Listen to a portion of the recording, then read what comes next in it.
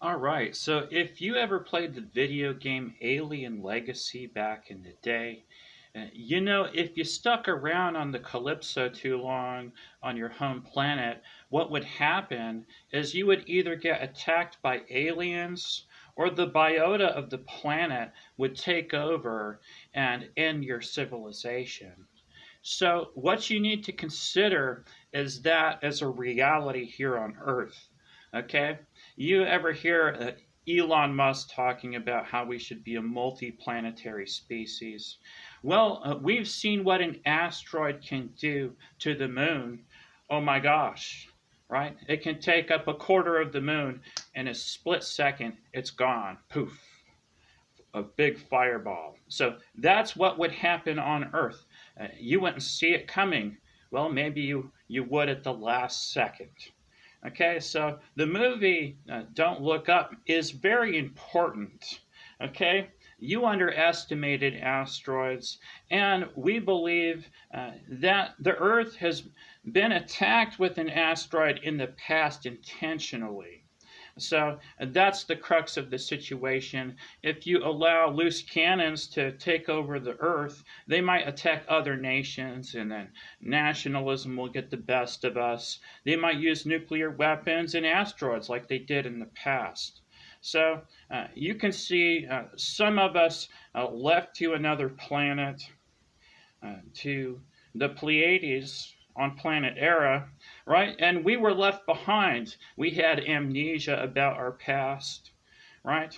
But the Earth has already been through this, and we're discovering nuclear weapons again and the power of asteroids, right? So there are benevolent forces at play helping us, making asteroids change their trajectory. So that's the light forms. Hey, we've seen on video, hey, one of these spheres of light that I've been summoning for years that I made contact with in 2015, well, they can change how an asteroid moves. They're reality benders. Okay, they're the ones doing the crop circles. Okay, so they've been saving Earth from asteroids, and you don't even know it. Hey, look, they've been saving us for years, probably, right? So that's the thing. We're relying on extraterrestrials to keep us safe on Earth when it comes to asteroids. And the movie Don't Look Up, everyone waited till the last second to do something about it. Then we weren't even any good at it, right? That's the problem with ATIP. Hey, we're not good at budging asteroids headed for Earth yet. We need to consider that drastically. We shouldn't have to rely on extraterrestrials to save the Earth, right? Including from ourselves. That's why my leadership of the First World Army is so important in Generation X. Look, the boomers were psychopaths. They're attacking each other with other nations. What will we do? Right? It all comes down to leadership. Your only proactive measure for thermonuclear Armageddon is leadership. So I'm teaching you that, right? And the majority wanted the smartest to lead. This is just what the smartest person is going to do, right? I am going to consolidate every military, or nationalism will push us to midnight on the doomsday clock. Somebody will push that button, and then once someone does it, hey, look, everyone else does it. And that's the problem when you start lobbing missiles as a country. Look, we need to focus on the leadership of that country. You're not allowed to attack other nations, right? So what happens when you do this? I ask your national leader to resign, your rogue national leader, right? You don't want them doing kinetic expansionism anymore in the boomer generation. So you have to take the power back so that we have peace on earth and every nation gets to prosper, right? It's irrational for two nations to attack each other. Look, their people die, right? They get destroyed. Is that in their best interest? No, it's not. So it's irrational tribalism. This is why I say when we go to the moon, we shouldn't plant the American flag, but instead the authentic Earth flag, right? You want to see it 1 second, right?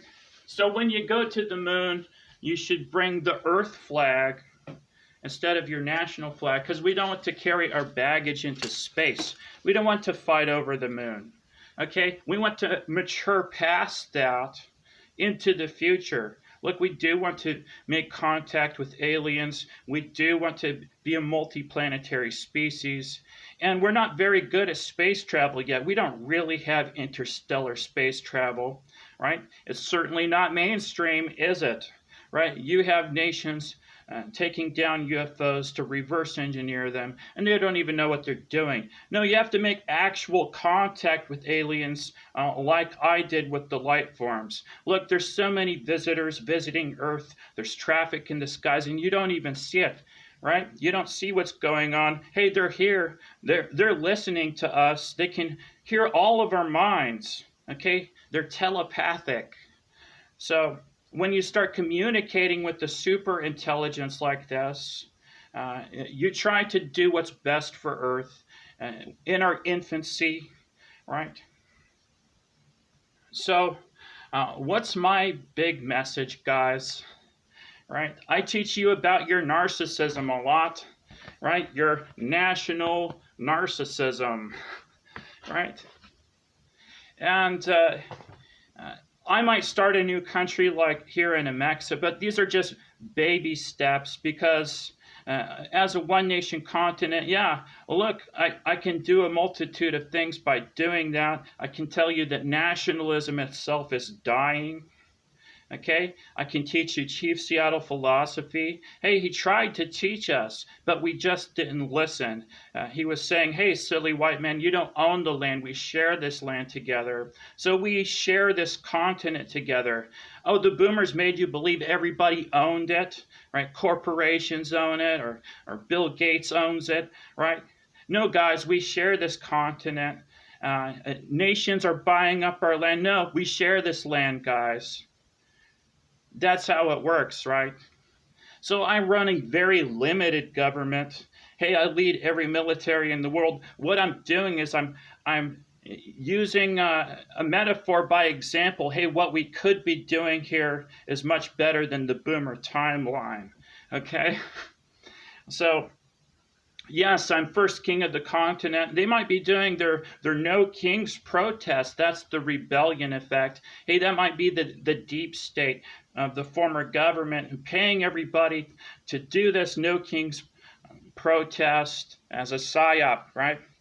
Because they don't want to lose their power, right?